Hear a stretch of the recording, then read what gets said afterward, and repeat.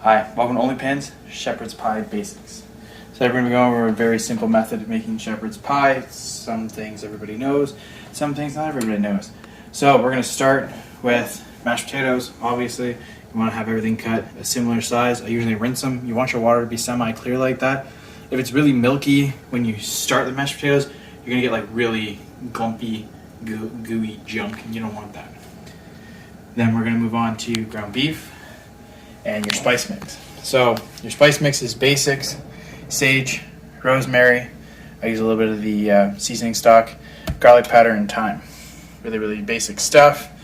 Nothing out of the ordinary. How you want to divvy them up is up to you. It's up to your taste. You like a little more rosemary, a little more rosemary. You like a little more sage, a little more sage. So it's really to taste. You kind of do it as you go, as you kind of cook through the ground beef. So yeah, we're going to start with sauteing aromatics. You got onions, or shallots in this case, and garlic. So we're going to start with that on medium heat. Just going to saute that down.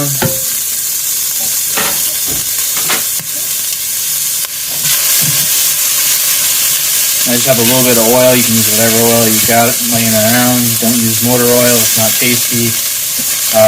This is just a vegetable oil because it just happened to be the first thing I grabbed. So we're just going to go ahead and work this around a little bit until it starts to get brown and a little soft.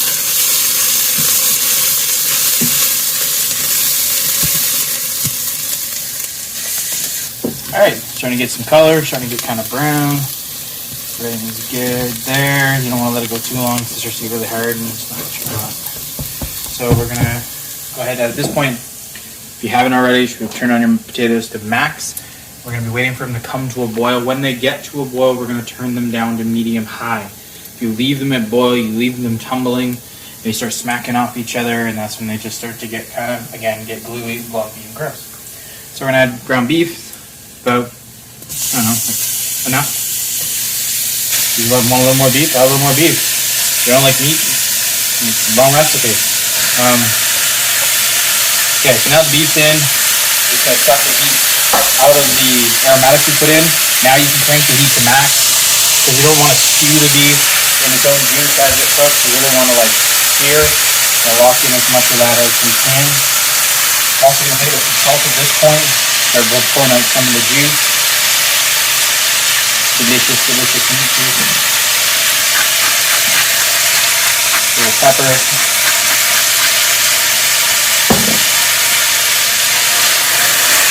Break it down a little, start picking the onions right up off the bottom, because if you leave them down there, they will burn, and then everything gets kind of, well, gross.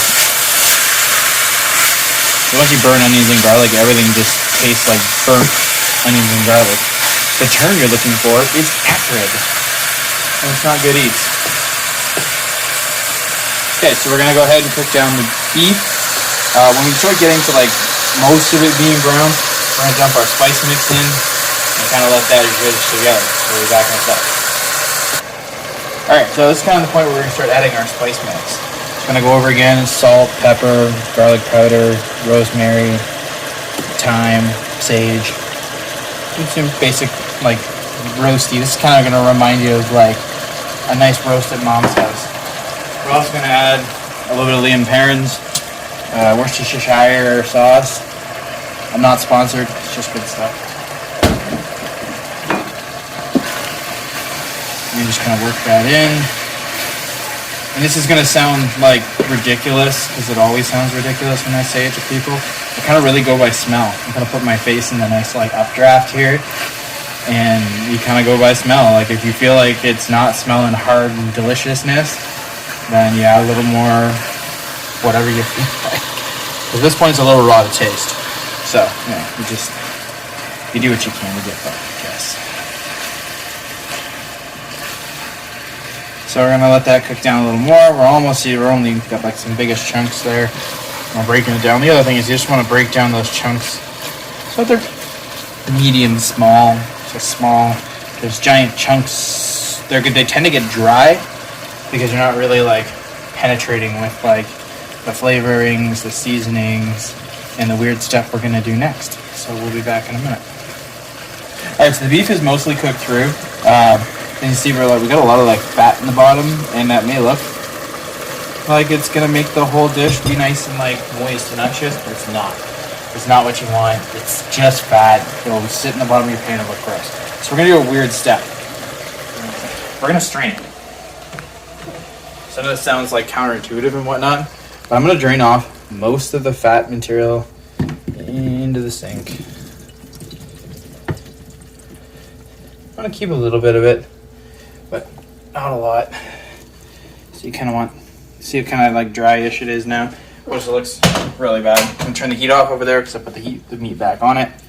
Just gonna do a little bit of a shimmy. You're not looking to get all of it out. You're just looking to get most. All right, I'm gonna add that back in. Make sure to rinse your sink after, or it's really gross. Can you hear that running in the background? All right, now we've got mostly cooked beef, and it doesn't really have much fat in it. So this is when we start building flavor. So I got a skinny dippin' stout. I'll use any stout. Guinness is my go-to, but I don't have it, so we're gonna go ahead and use some of that. I'm gonna pour a little bit of it in, let it sit, and we're gonna cheat. If you watched our last video for Only Pans, you learned how to make gravy with the gravy basics. So this is actually prime rib gravy that I've frozen in an ice cube tray, and then now I've got gravy.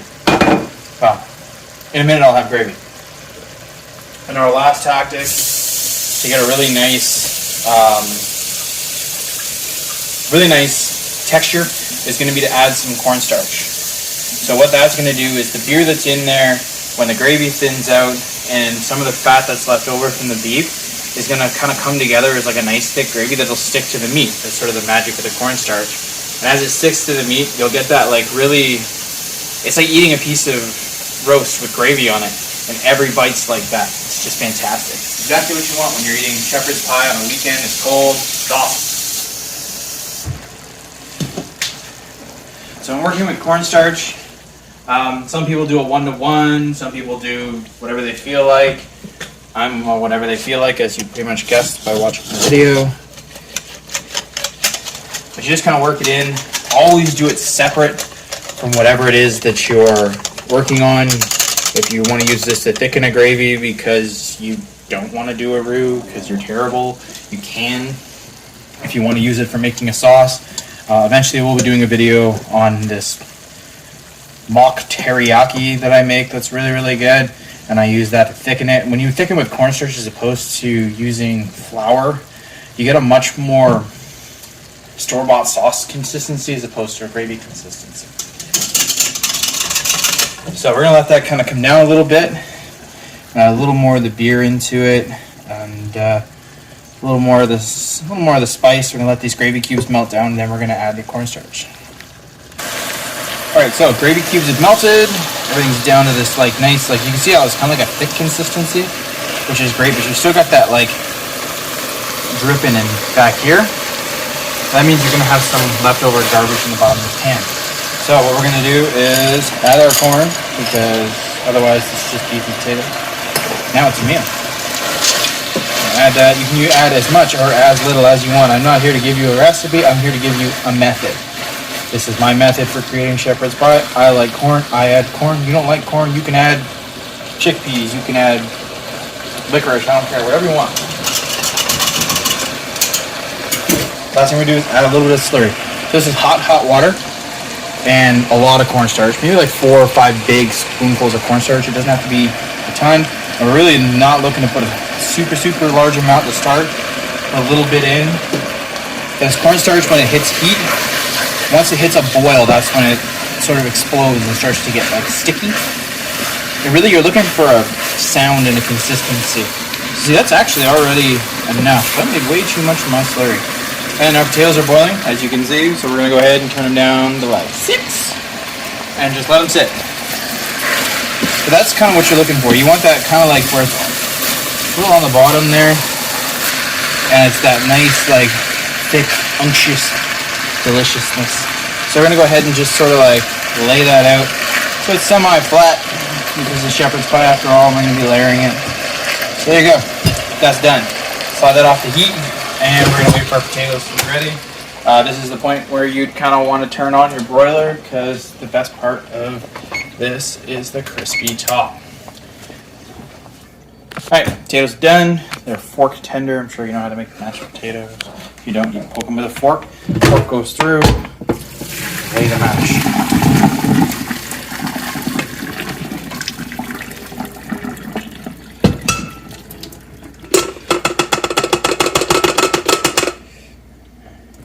Alright, so once you're drained with your mash, we're going to counterintuitively not mash them. Mashed potato peelers are like the great conspiracy. Mashed potato peelers. Mashed potatoes don't need a potato masher. Potato mashers are terrible. All they do is make gloopy messes. So we're gonna add butter while it's hot, or margarine, or whatever the fuck you want.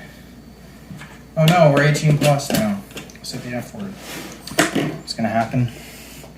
So I usually try and work that in a little bit. I use a whisk because the consistency comes out a lot better. It's a lot more uniform.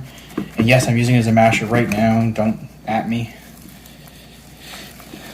But I just kind of get it started, get the butter in there so that it melts. Because when you add that milk in, it'll cool everything, right? And you want to get everything melted. You don't want clumps. You don't want crap. Add a little milk to it. Start with a little bit. Because you can always add. It's much harder to take it out.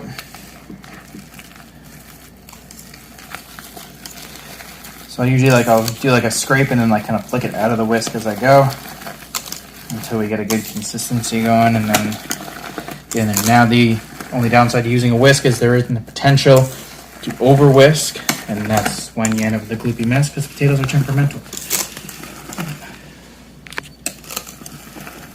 Alright, the last step is the kneading, the joining of the forms. See, you got like a nice, almost kind of looks like ice cream, but that's kind of what you want. So now you just kind of scrape it all out. Best you can. You don't want to waste this. This is the good stuff. Let's be real. If you like less potatoes, use less potatoes. If you like more meat, use more meat. I'm not your dad. You can do whatever makes you happy. So the deal is you also kind of want to try and seal it a little bit, because if you let it steam through, that's when you're going to lose that nice crispy edges is what you're going to get from. So we've set the oven to broil. It's been sitting for a little while. Doesn't seem like it. Magic and TV, YouTube, whatever. So you just kind of want to make yourself a little pattern, whatever fucking, we're R-rated. Whatever makes you happy. That makes me happy right now. This inspires joy. So now we're just going to stick it in the oven, on broil, kind of in the middle, no lid, no nothing. Fancy trick, if you have an oven with a self-clean on it, pull it out a little bit and leave it. The oven doesn't close all the way because most electric ovens cycle on and off when they're in broil mode. If you leave it open, it doesn't ever come up to full temperature. And if it doesn't come up to full temperature, then it constantly keeps it on. So you get a faster brown. Instead of waiting 40 minutes for brown, you only have to wait 10-15 for brown. So yeah, we're gonna wait for brown. So let's take a look. Yep. What you want? Right there.